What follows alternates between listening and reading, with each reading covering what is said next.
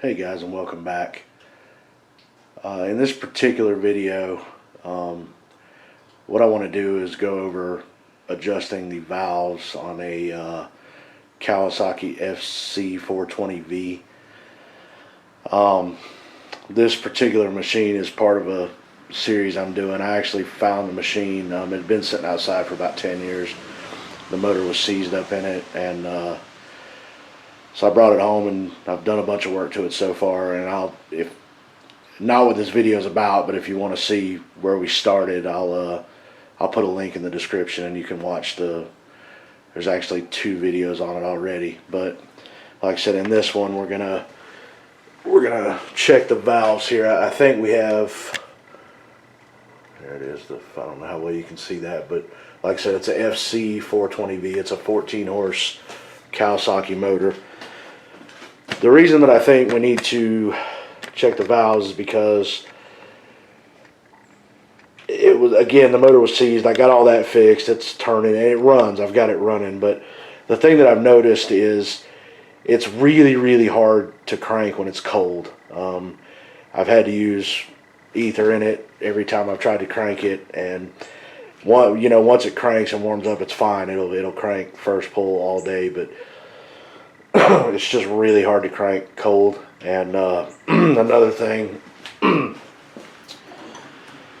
I replaced the plug. Let's see, try to get some light on it here. That's a brand new plug. That plug it probably doesn't have 15 minutes of runtime on it, and as you can see, it's in pretty bad shape. It's just really cruddy. So again, I think it's worth it to at least pull the cover off and check them. So let's get to that, see what we got. Another thing I noticed when I'm trying to crank it, it seems like the pull handle wants to snatch back on me once in a while, which is an indication of possibly a timing issue, which can be caused by the valves not, opening and closing when they're supposed to. So there's several little things that made me think I should have already thought of it, but I think we may have a problem there. So let's get it off and see what we got.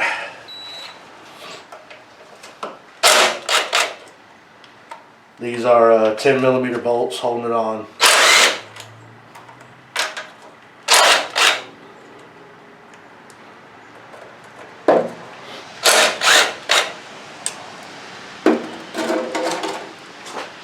I'm hoping this one actually has a gasket instead of,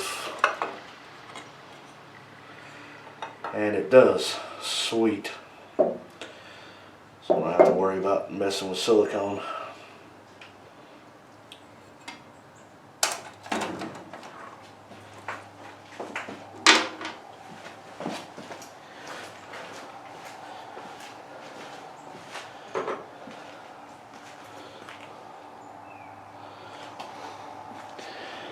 Let me get you a little closer here, see what we can see.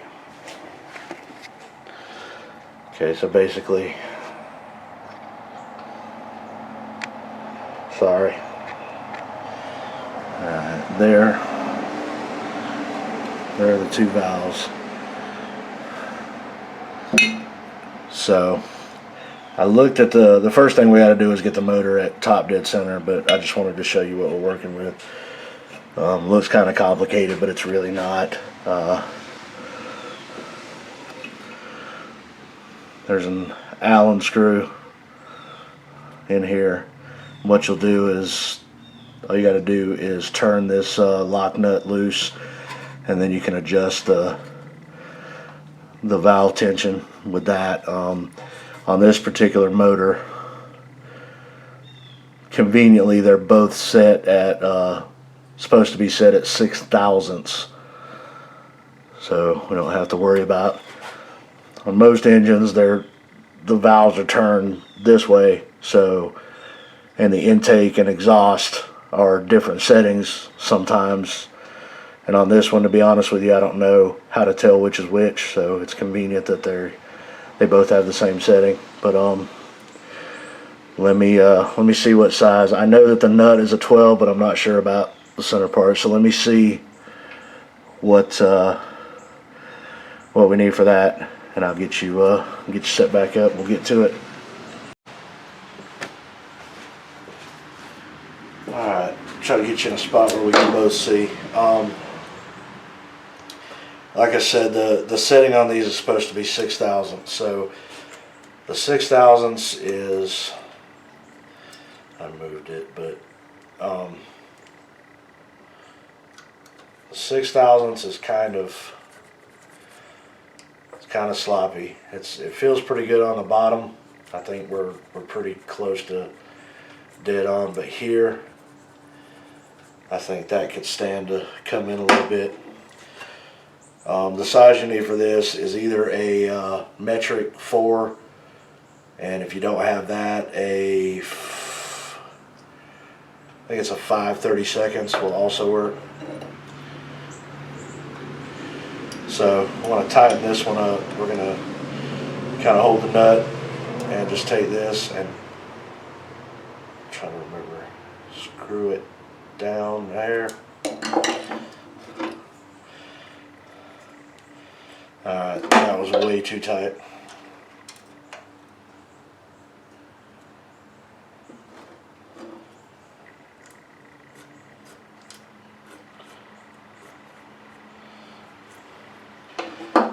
That feels much better. So now the trick is to hold this exactly where it is and get your nut tightened back up.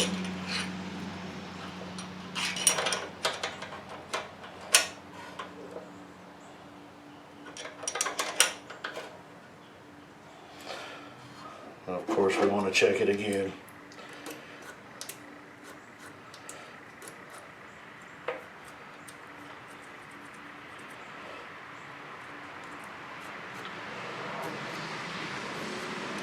That's a little tight, but I'd rather have it a little tight than a little loose. Okay.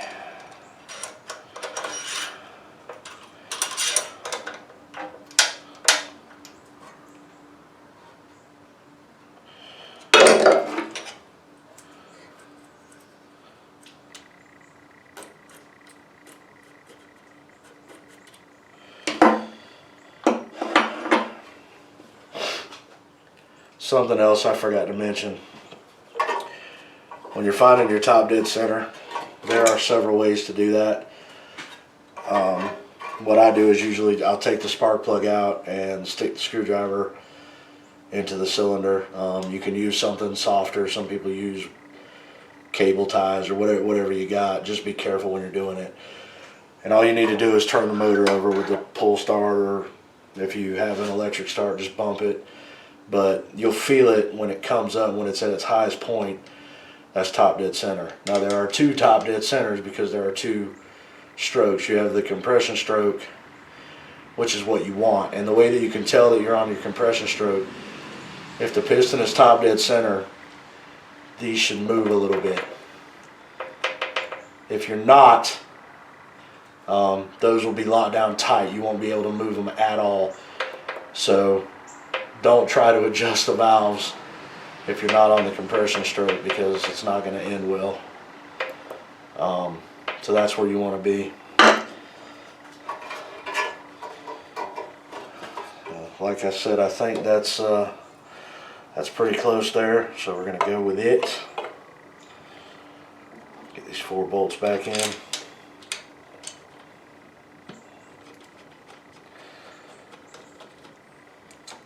Hopefully that gasket's okay.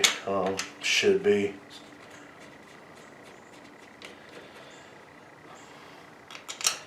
Those thin rubber gaskets that lay inside like that, normally they're good to go. You can use them again.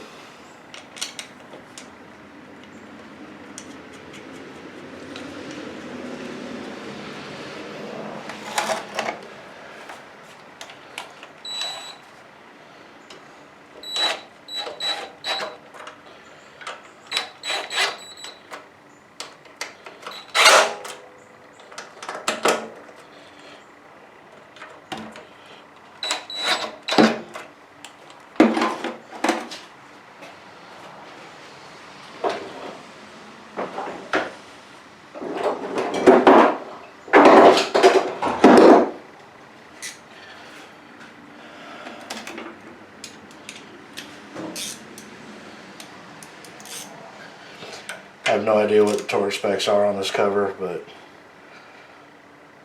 about right there feels right.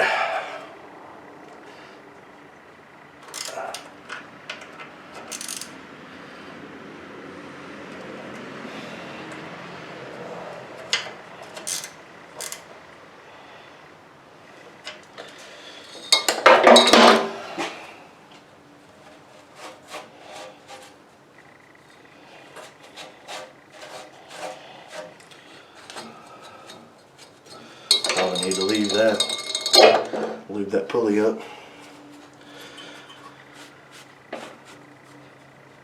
Alright, and it's just that simple. I don't know if it's going to make a difference, but I want to get this plug cleaned back up a little bit, and I'll get you repositioned, and we'll see if she does any better trying to cold start.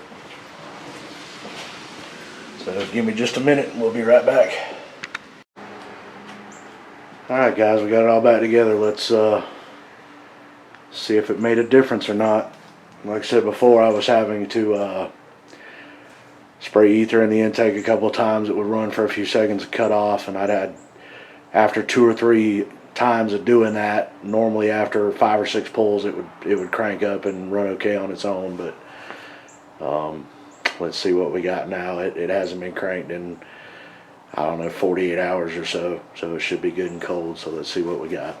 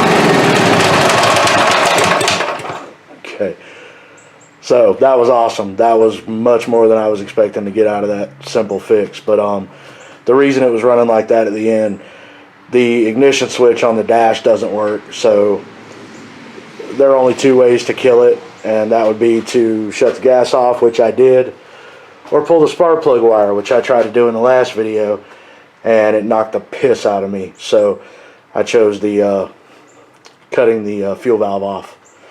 So anyway, guys, yeah, to be honest, I didn't think that the valves were far enough off to make that big a difference, but clearly you saw it. I pulled it 1 time and it busted off and ran. That's better than it has run yet, ever, since I've had it cranked.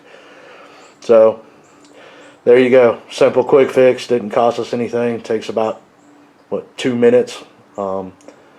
Anyway, guys, I appreciate you hanging out with me, and I hope you got something out of it. See you next time.